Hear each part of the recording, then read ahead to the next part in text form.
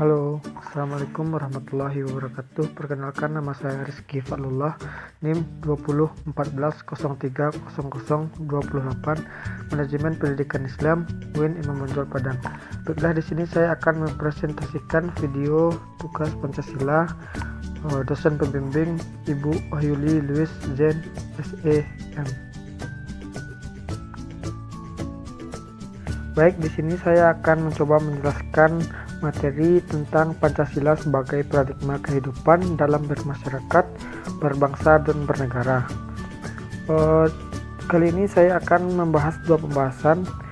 Yang pertama yaitu mengidentifikasi berbagai persoalan bidang politik dan teks. Yang kedua, mengaplikasikan paradigma Pancasila dalam berbagai bidang kehidupan. Baik, yang pertama yaitu mengidentifikasi berbagai persoalan bidang politik dan teks. Politik, sosial dan politik memiliki keterkaitan yang sangat erat. Seperti yang kita ketahui bahwa dunia politik pasti berkenaan dengan dunia sosial masyarakat. Masyarakat menjadi penghubung antara sosial dan politik itu sendiri. Di dalam kegiatan politik, kita tidak bisa lepas dari partisipasi masyarakat, karena masyarakatlah yang menjadi pelaku politik itu sendiri. Begitu juga sebaliknya, dalam kehidupan sosial kita tidak bisa lepas dari unsur-unsur politik. Istilah sosial dan politik sudah dikenal oleh bangsa Indonesia sejak lama. Untuk urusan politik, Indonesia sudah melakukan banyak sekali kegiatan politik sejak kemerdekaan. Dalam sejarahnya, Indonesia telah mencatat sebanyak 3 fase kepemerintahan, yaitu demokrasi terpimpin atau Orde Lama yang dilaksanakan sejak kemerdekaan Indonesia di bawah kepemimpinan Insinyur Soekarno. Kemudian Orde Lama, yaitu pada masa kepemimpinan Soeharto, dan era reformasi yang dimulai sejak lengsernya Soeharto pada tahun 1998. Sangat diakui bahwa kondisi politik yang ada di Indonesia saat ini mengalami tingkat buruk. Keterpurukan ini disebabkan perpolitikan Indonesia yang tidak sehat. Banyak politisi di negara ini yang terlibat kasus korupsi. Mereka lebih mementingkan kepentingan pribadi dan lupa akan tugasnya sebagai pejuang rakyat. Bahkan saat ini, banyak pejabat dan tokoh yang hanya bisa bercuap-cuap berdiskusi di televisi, mencaci maki kinerja tanpa mengetahui jalan keluarnya. Bukankah lebih baik bertindak dibandingkan hanya berdiskusi di televisi, dan sebuah diskusi tidak akan berguna jika tidak ada solusinya? Saat ini Indonesia tengah mengalami masalah yang cukup serius, hilangnya nilai-nilai Pancasila dalam kehidupan bermasyarakat dan dunia perpolitikan yang telah menimbulkan masalah yang sampai sekarang belum terpecahkan. Nilai-nilai Pancasila sudah tidak lagi menjadi dasar negara yang diamalkan dalam kehidupan sehari-hari. Nilai Pancasila sudah tidak lagi dijunjung tinggi, dan nilai Pancasila sudah tidak dihiraukan lagi oleh masyarakat Indonesia. Pancasila seharusnya dijadikan landasan dalam dunia perpolitikan. Pancasila seharusnya diterapkan dalam segala macam kegiatan yang dilakukan di dunia perpolitikan. Selanjutnya, EPTEK. EPTEK adalah singkatan dari ilmu pengetahuan dan teknologi, yaitu suatu sumber informasi yang dapat meningkatkan pengetahuan ataupun wawasan seseorang di bidang teknologi. Berkembangnya globalisasi memunculkan perkembangan-perkembangan baru, seperti munculnya teknologi baru. Hampir semua orang menggunakan teknologi untuk mempermudah aktivitas individual. Banyak contoh permasalahan perkembangan EPTEK di Indonesia. Salah satunya bullying berunsur sara di media sosial. Pengguna media sosial tidak mengenal umur dan gender, membuat pengguna media sosial semena-mena dengan pendapat yang mereka keluarkan. Selain contoh bullying, juga ada penipuan online, di mana penipu-penipu yang berkeliaran di online mempunyai sikap individualis karena tidak memikirkan orang lain yang mereka tipu dan tidak berperi kemanusiaan. Juga penyebaran pornografi di media sosial, termasuk permasalahan perkembangan EPTEK. Indonesia mempunyai ideologi yang disebut Pancasila, berisi 5 sila, yaitu ketuhanan Maha Esa, kemanusiaan yang adil dan beradab, persatuan Indonesia, kerakyatan yang dipimpin oleh hikmat, kebijaksanaan dalam permusyawaratan atau perwakilan, dan keadilan sosial bagi seluruh rakyat Indonesia.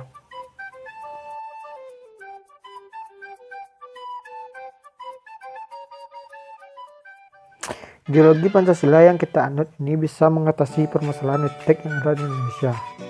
Dengan menganut Tuhan yang kita percayai sangat mencerminkan sila pertama, ketuhanan yang Maha Esa.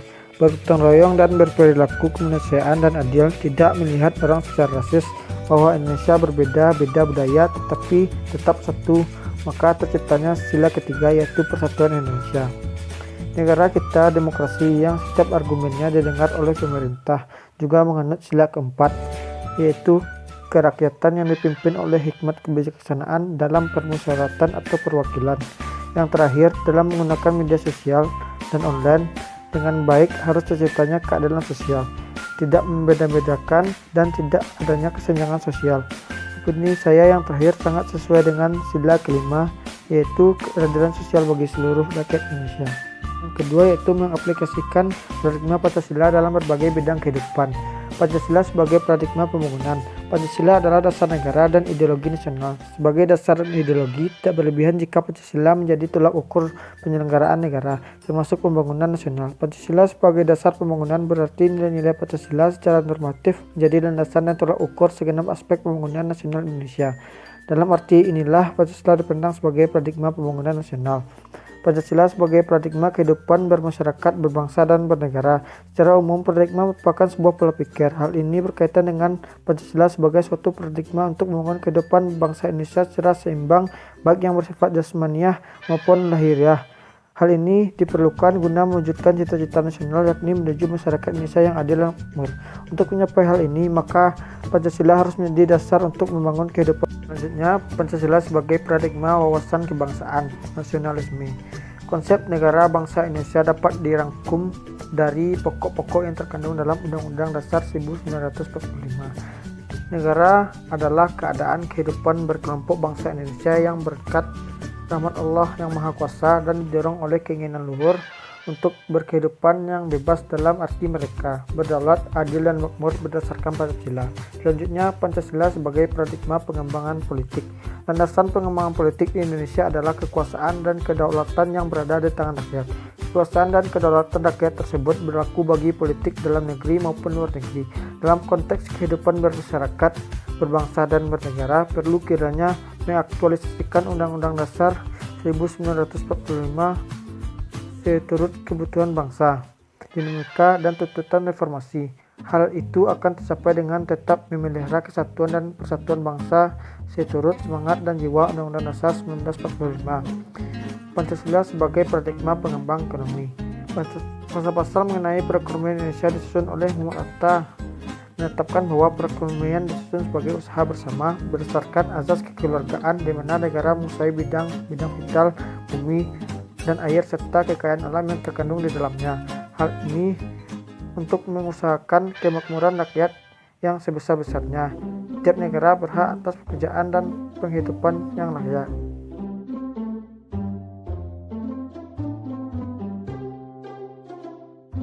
Selanjutnya, Pancasila sebagai paradigma pengembangan sosial budaya.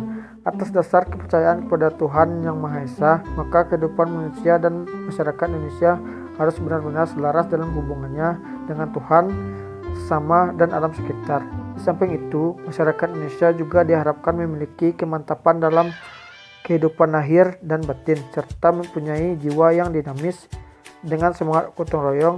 Dengan demikian, diharapkan masyarakat Indonesia dapat melanjutkan perjuangan bangsa dalam mencapai tujuan nasional. Selanjutnya, Pancasila sebagai paradigma pengembangan pertahanan dan keamanan. Konsepsi mengenai pertahanan dan keamanan nasional atau Hamkamnas berdasarkan pengalaman selama perjuangan untuk mencapai dan membela kemerdekaan. Barang kemerdekaan merupakan sumber utama bagi pemikiran-pemikiran mengenai sistem pertahanan keamanan yang tepat bagi alam Indonesia. Berdasarkan pengalaman selama perang kemerdekaan dan operasi-operasi keamanan atau gerakan operasi militer dalam negeri, maka timbullah keyakinan bahwa inti Hamkamnas adalah perlawanan rakyat semesta. Rakyat bertanggung jawab melaksanakan pertahanan keamanan dan bukan hanya ABRI. Karena Hamkamnas bersifat pertahanan seluruh rakyat, maka disebut juga Hamkam rakyat semesta yang bersifat defensif dan aktif. Tujuannya adalah mengamankan seluruh hak milik nasional, baik unsur fisik maupun nilai-nilai yang telah diterima oleh seluruh rakyat Indonesia. Hanya itu yang dapat saya sampaikan. Terlebih dan terkurangnya saya mohon maaf. Jika ada salah dan khilaf, saya mohon maaf sebesar-besarnya. Saya akhiri dengan Assalamualaikum warahmatullahi wabarakatuh.